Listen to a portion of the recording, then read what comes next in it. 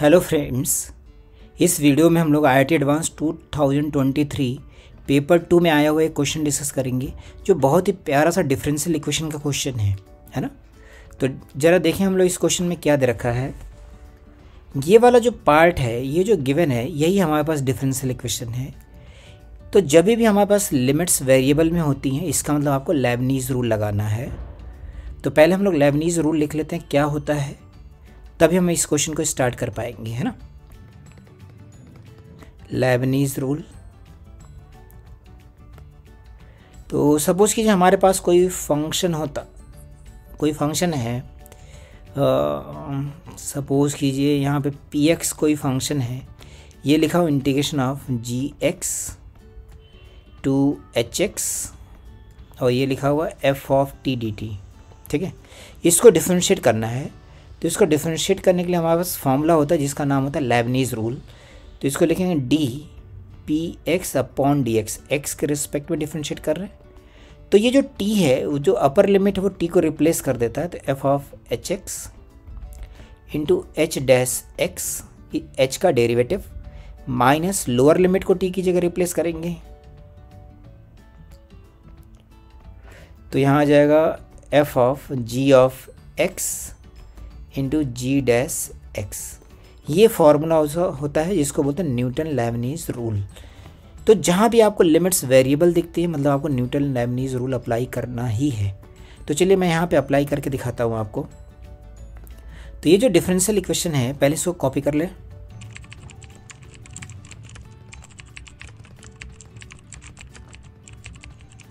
अब इसमें हम लोग लेबनीज़ रूल लगा देते हैं, है ना, न्यूटन लेबनीज़ रूल या सिंपली लेबनीज़ रूल। तो LHS पार्ट डिफरेंशिएट होगा तो क्या आ जाएगा 3 f ऑफ x और x का derivative 1 minus f of 1 into 0, ये हो गया लेबनीज़ रूल। RHS में अप्लाई करें तो ये तो प्रोडक्ट रूल लगेगा, तो हो जाएगा x f dash x plus F x minus x square. ये इसका डिफरेंशिएशन हो गया। तो अभी हम लोग सपोज कर लेते हैं, क्योंकि डिफरेंशियल इक्वेशन है तो f ऑफ x को y ले लेते हैं, तो सो दैट अपने को डिवाइड बाई डी एक्स के फॉर्म में दिखे। तो यहाँ से आ जाएगा 3y equals to x into divide by d x plus y minus x square. तो ये हमारे पास एक डिफरेंशियल इक्वेशन बन गई फ्रेंड्स। इसको हमें सॉल्व करना है, तो इसको थोड़ा सा अरेंज करके लिखें। तो ये आ जाएगा हमारे पास 2y is equals to x divide by d x minus x square. ये लीनियर डिफरेंशियल इक्वेशन में कन्वर्ट हो गया है। तो इसको क्या लिख देंगे, यहाँ आएगा divide by d x minus 2 upon x into y is equals to 1 upon x. पूरे इक्वेशन को x से डिवाइड कर दिया और टर्म्स को अरेंज कर लिया। तो इसका इंटीग्रेटिंग फैक्टर क्या हो गया, इसका इंटीग्रेटिंग फैक्टर हो गया e to the power minus 2 upon x d x. जरा मैं ये लीनियर डिफरेंशियल इक्वेशन के बारे में बता दूं। तो हम लोग शॉर्ट में यहाँ पे लीनियर डिफरेंशियल इक्वेशन देखें। अगर हमारे पास कोई लीनियर डिफरेंशियल इक्वेशन है जो इस फॉर्म में लिखा हुआ है divide by d x plus p into y is equals to q. तो पहली बात तो ध्यान रखना, y की पावर यहाँ 1 होनी चाहिए और पी क्यू क्या होना चाहिए, they are function of x only और कांस्टेंट ही होने चाहिए, इसमें y का टर्म नहीं होना चाहिए। तो इसी के फॉर्म में लिखा हुआ है। तो इसका जो इंटीग्रेटिंग फैक्टर है, इसका इंटीग्रेटिंग फैक्टर हो जाता है e raise to p d x.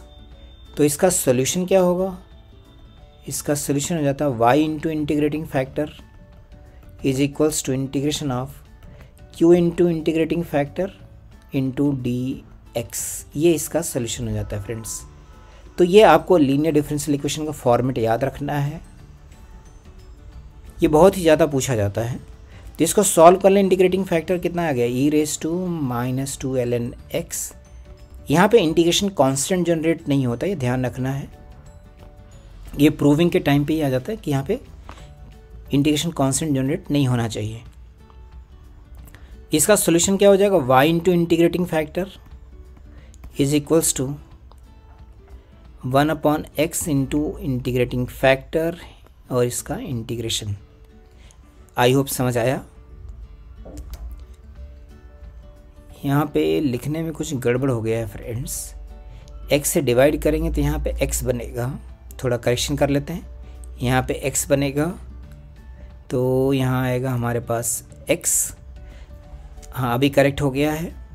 अब इसको इंटीग्रेट कर लीजिए तो आएगा y upon x square is equals to ln x plus C. अब आपको c की वैल्यू निकालने के लिए यहाँ पे डेटा गिवन है। क्या डेटा गिवन है ज़रा देखें।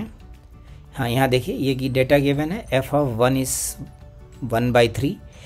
f ऑफ 1 इज़ 1/3 का मतलब क्या हो गया, जब x की वैल्यू 1 होगी तो y कितना होगा 1/3 होगा। ये वैल्यू हमें इसके अंदर सब्स्टिट्यूट करनी है, तो इसको मैं ज़रा इधर लिख लेता हूँ।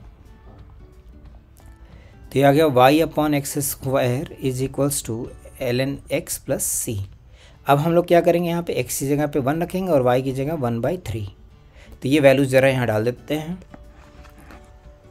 तो ये आएगा y की वैल्यू 1/3 इक्वल्स टू 0 प्लस सी। तो c की वैल्यू आ गई 1/3। ये इसी कांस्टेंट को निकालने के लिए दिया रहता है। अब यहाँ पे हमें क्या निकालना है, हमें निकालना है f ऑफ e, मतलब y ऑफ e की वैल्यू निकालनी है। तो ये आएगा e स्क्वायर, ये आ जाएगा ln e प्लस 1/3। तो ln e की वैल्यू तो 1 हो गई, तो 1 प्लस 1/3 कितना हो गया 4/3। तो y e की वैल्यू आ गई that is 4e square by 3। इसका मतलब f ऑफ e की वैल्यू आ गई 4e स्क्वायर बाई 3। यही आंसर हो गया फ्रेंड्स। यहाँ पे ये जो लिखा हुआ है कि जो है यहाँ पे e denotes the base of natural logarithm, तो बस इसलिए लिखा क्योंकि आप ये e कुछ और ना समझ लें, बस इतना ही लिखा हुआ है। आई होप समझ में आया होगा फ्रेंड्स। बहुत ही इजी सा क्वेश्चन था ये। जो भी क्वेश्चन में डाउट है आपको, उसको आप कमेंट बॉक्स में ज़रूर लिखें। Okay, thank you friends.